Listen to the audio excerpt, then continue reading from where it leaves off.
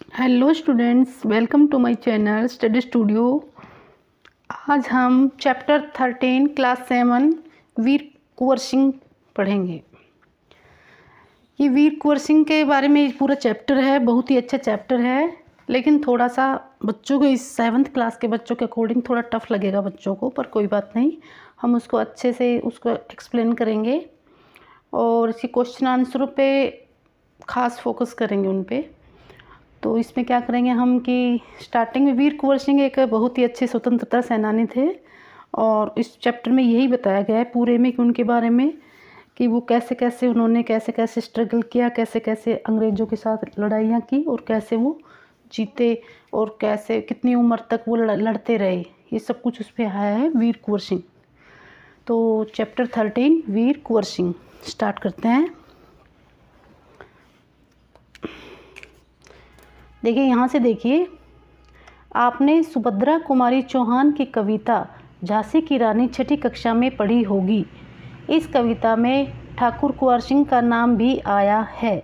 आपको कविता की पंक्तियाँ याद आ रही होंगी। एक बार फिर से इन पंक्तियों को पढ़िए। इस स्वतंत्रता महायज्ञ में कई वीरवर आए काम, नाना धुंधपद। ये जो स्वतंत्रता जो संग्राम हुआ था उसमें कई वीर काम आए थे, उनमें ये जो नाम दिए हैं ना वो लड़ाई में उसमें काम आए थे। नाना धुंधुपन तात्या, चतुर अजी मुल्ला सरनाम, अहमद शाह मौलवी, ठाकुर कुंवर सिंह सैनिक अभिराम, भारत के इतिहास गगन में अमर रहेंगे इनके नाम।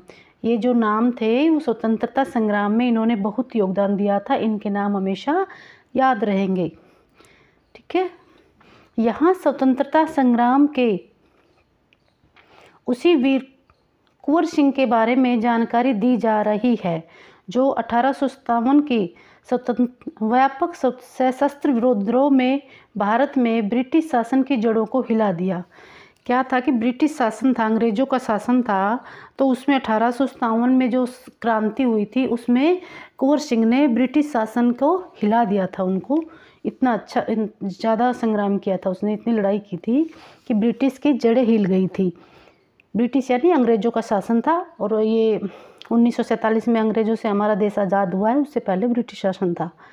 भारत में ब्रिटिश शासन ने जिस दमन नीति को आरंभ किया उसके विरुद्ध विद्रोह शुरू हो गया था।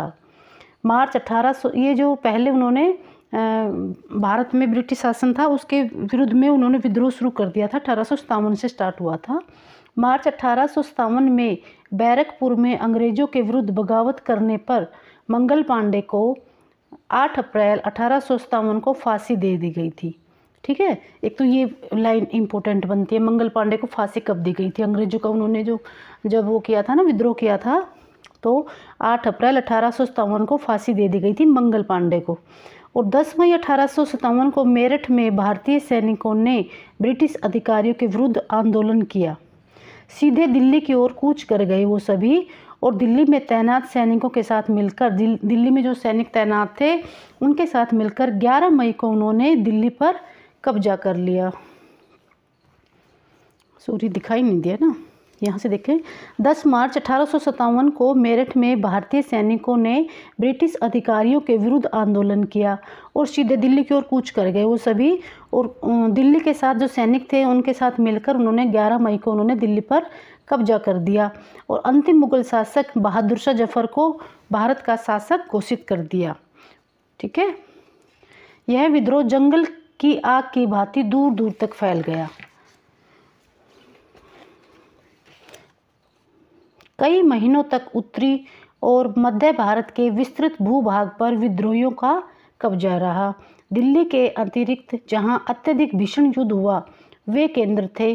दिल्ली में तो हुआ था, उसके अतिरिक्त जहाँ जहाँ अधिक हुआ था ना वो जगह बताई गई हैं। कानपुर में हुआ था, लखनऊ में, बरेली में, बुंदेलखंड में आदि में। इनके साथ ही देश के अन्य कई भागों में भी स्थानीय विद्रोह हुए। जो छोटे छोटे जगह थी स्थानीय, उनमें भी विद्रोह हुए। और विद्रोह के मुख्य नेताओं में नाना, जो इनके विद्रोह कर रहे थे उनमें मुख्य नेता कौन कौन से थे? नाना साहेब, तात्या टोपे, बख्त खाना, अजीमुल्ला खान, रानी लक्ष्मीबाई और बेगम हजरत महल कुंवर सिंह, मौलवी अहमद मुल्ला, बहादुर खान आदि राव तुलाराम थे। ठीक है, ये जो थे ये इनके खास वो थे जो नेतृत्व करते थे लड़ाई में, जो सभी एडवाइस देते थे, जैसे पूरा क्या करना है क्या नहीं करना, ये सब। 1857 का आंदोलन स्वतंत्रता प्राप्ति की दिशा में एक दृढ़ कदम था। स्वतंत्रता प्राप्ति के लिए 1857 का जो कदम था वो सबसे मेन था। उसके बाद धीरे धीरे आगे चलते गए और भारत आज़ाद हुआ। आगे चलकर जिस राष्ट्रीय एकता और आंदोलन की नींव पड़ी उसकी आधार भूमि को निर्मित करने का काम 1857 के आंदोलन ने किया। भारत में सांप्रदायिक सद्भाव को बढ़ाने की दिशा में भी इस आंदोलन ने विशेष महत्व है। नेक्स्ट है 1857 के आंदोलन में वीर कुंवर सिंह का नाम कई दृष्टियों से उल्लेखनीय है। वीर कुंवर सिंह 1857 में युद्ध में इसके जो संग्राम में इनका जो नाम है वो बहुत ही उल्लेखनीय, मतलब बहुत ही विशेष है। कुंवर सिंह जैसे वयोवृद्ध मतलब ज़्यादा उम्र वाले व्यक्ति ने ब्रिटिश शासन के खिलाफ बहादुरी के साथ युद्ध किया। वो बहुत ज़्यादा उम्र के थे फिर भी उन्होंने बहुत अच्छा युद्ध किया। वीर कुंवर सिंह के बचपन के बारे में बहुत अधिक जानकारी नहीं मिलती। कहा जाता है कुंवर सिंह का जन्म बिहार के शाहबाद ज़िले में जगदीशपुर में सन 1782 में हुआ। एक तो ये लाइन बनती है इसका जन्म कहाँ हुआ, इसके मेन पॉइंट ये बनता है जन्म कहाँ, ये आपको याद करनी है। ठीक है, उसके पिता का नाम क्या था, साहबजादा सिंह, और माता का नाम था पंचरतन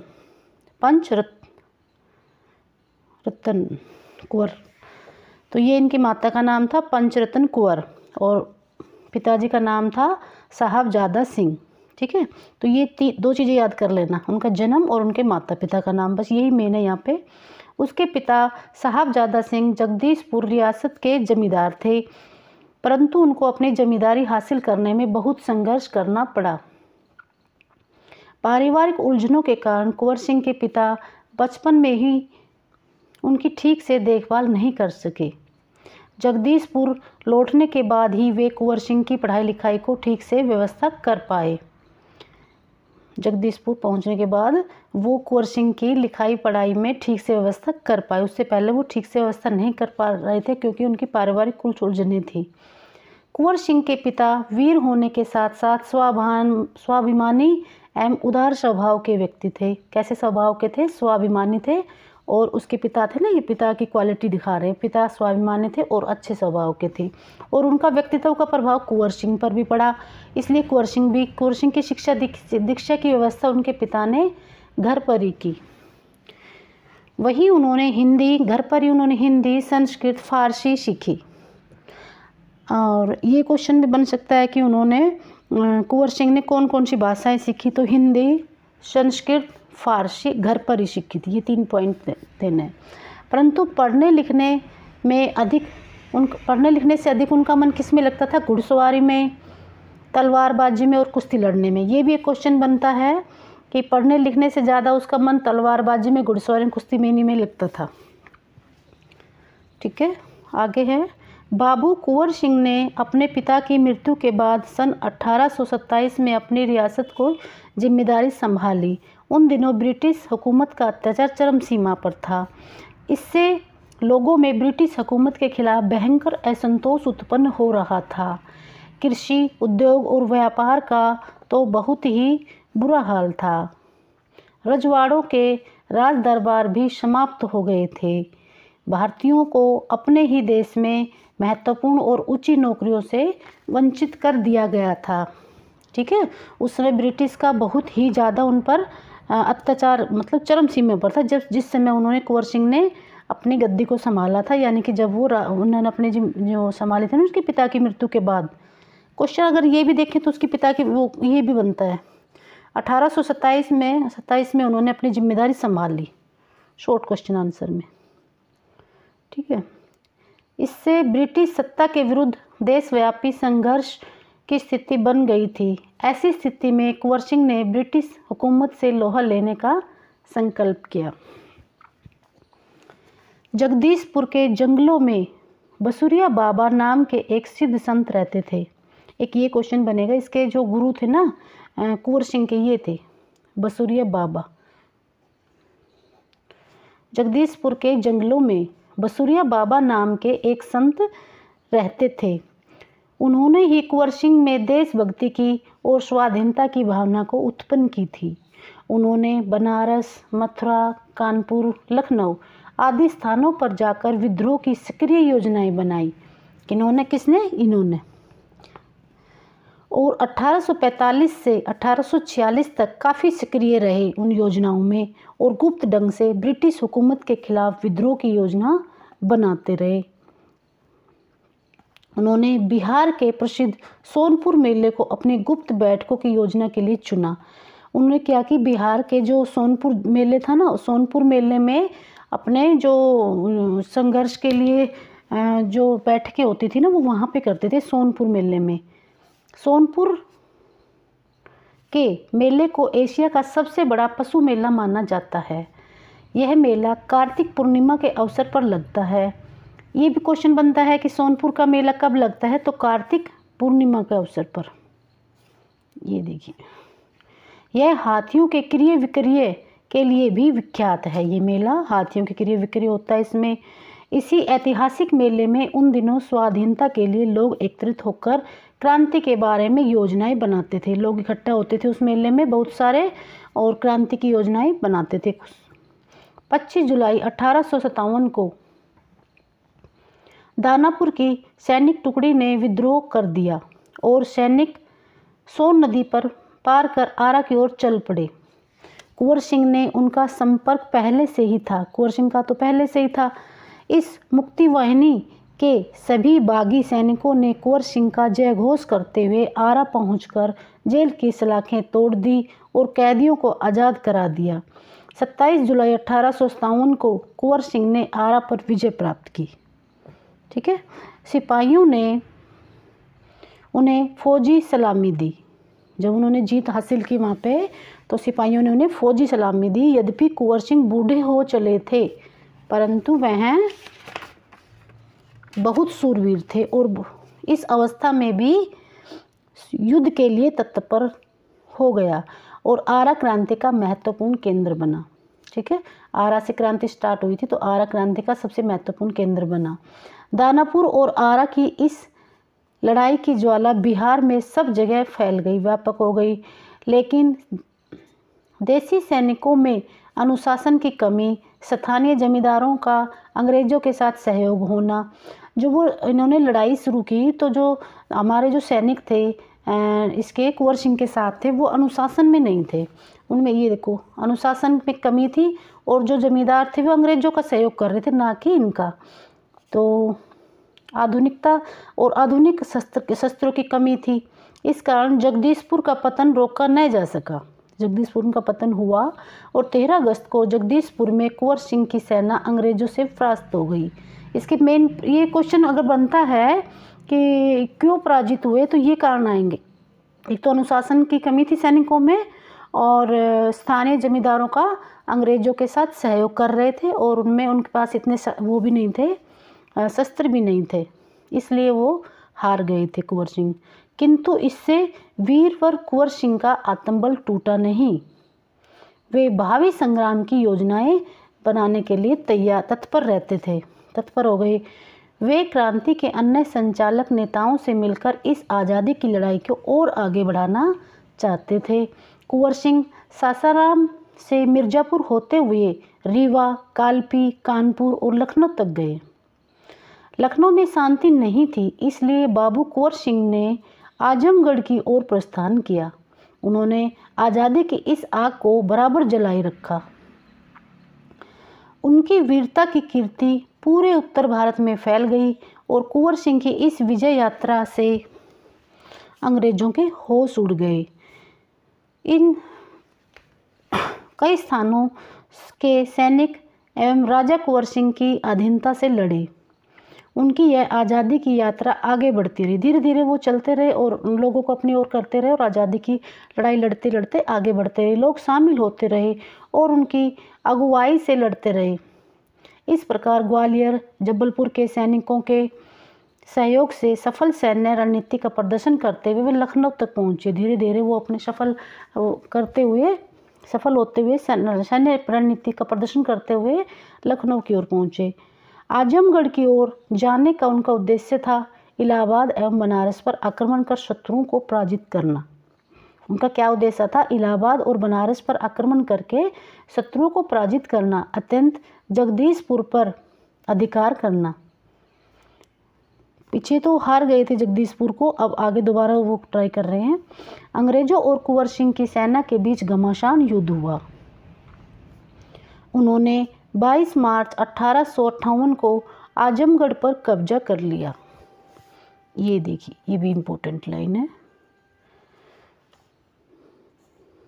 अंग्रेजों ने दोबारा आजमगढ़ पर आक्रमण किया और कुंवर सिंह ने एक बार फिर से आजमगढ़ में अंग्रेजों को हराया। पहले उन्होंने आजमगढ़ को जीत लिया, किसने? कुंवर सिंह ने। फिर अंग्रेजों ने उन पर आक्रमण किया, 1858 में जीत लिया था, तो अंग्रेजों ने फिर उस पर आक्रमण किया आजमगढ़ पर, और उसने कुंवर सिंह ने उनको फिर हराया। इस प्रकार अंग्रेजी सेना को परास्त कर वीर कुंवर सिंह 23 अप्रैल 1858 को स्वाधीनता की विजय पताका फहराते हुए जगदीशपुर पहुंच गए।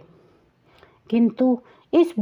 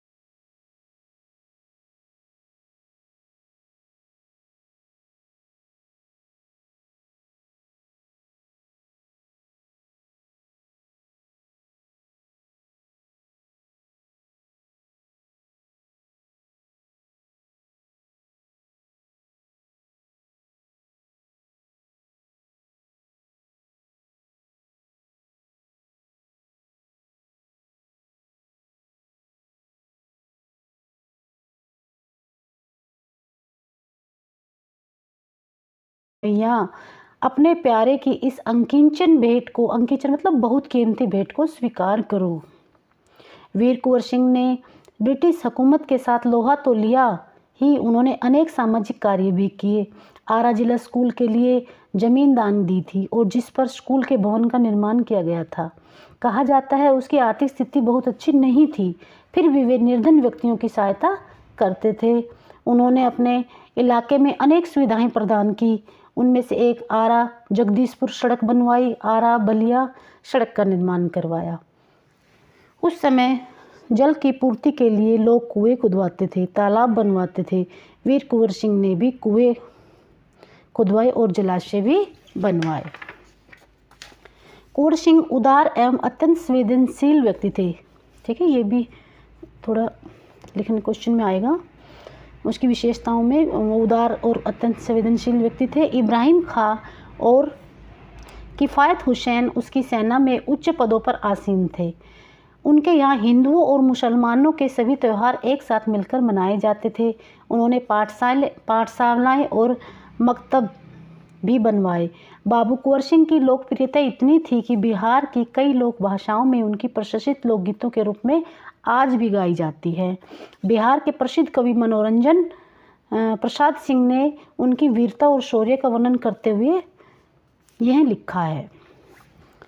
ये कविताएं हैं वीर कुंवर सिंह के बारे में, उनकी जो प्रसिद्धियाँ उनको वीरता के बारे में बताई गई हैं।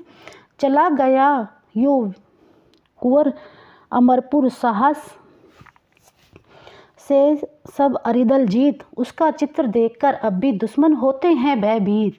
वीर प्रश्नी भूमि धन्य है वह, धन्य वीर वह धन्य अतीत, गाते थे और गावेंगे हम हरदम उसकी जय का गीत। किसकी? वीर कुंवर सिंह की। स्वतंत्रता का सैनिक था, आज़ादी का दीवाना था। सब कहते थे कुंवर सिंह बड़ा ही वीर मर्दाना था, बड़ा ही वीर मर्दाना था। हमने ये चैप्टर को पूरा किया, ये बहुत ही अच्छा था और ये देशभक्ति के लिए बहुत ही उन्होंने कोशिश की और उन्होंने अपना पूरा योगदान दिया। हमें भी सभी को ऐसे ही होना चाहिए और सभी बच्चे इसको एक बार पीछे से रीडिंग करेंगे इस चैप्टर को, ठीक है। और जो मेन अंडरलाइन के उनको अभी याद करेंगे और कल हम इसके क्वेश्चन आंसर करेंगे। क्वेश्चन आंसर हम उसी समय अच्छे से समझाएंगे और अच्छे से याद भी करवाएंगे, क्योंकि बच्चों को याद करने में थोड़ी प्रॉब्लम होती है, थोड़ा सा टफ है ये चैप्टर, पर कोई बात नहीं, हम उसको अच्छे से लर्न करवाएंगे क्वेश्चनों को, सभी छोटे क्वेश्चन, बड़े क्वेश्चन, वर्ड मीनिंग सभी। Okay, thank you. If you like my video, okay.